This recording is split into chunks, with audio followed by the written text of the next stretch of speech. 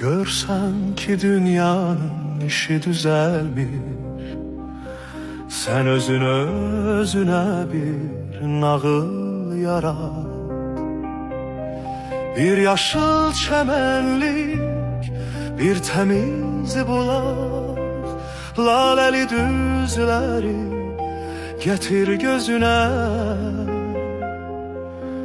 Görsen ki dünyanın işi düzelmiş, bir nağıl dünyası yarat özüne. Bir sade ev olsun, içi döşeli, bir güzel bağ olsun, yanı meşeli. Kocaman ağaçlar göğe dikilsin, torpaqda min nazı nemət əkilsin.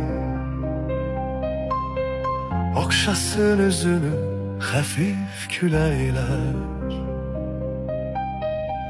yerine yetişsin bütün dilekler.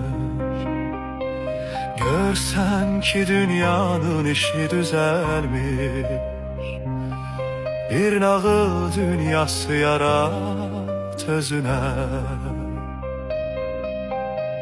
Bir dünya yarat ki sevgi çok olsun, bir nağıl yarat ki pislik yok olsun. Hiç kimin arzusu yarım kalmasın, bir nağıl iste ki ölen olmasın. Bir nağıl iste ki silahlar sussun, bir nağıl iste ki yuhun Çin olsun. Bir nağıl dünyası yarat beləcə, nağılla özünü ovut beləcə.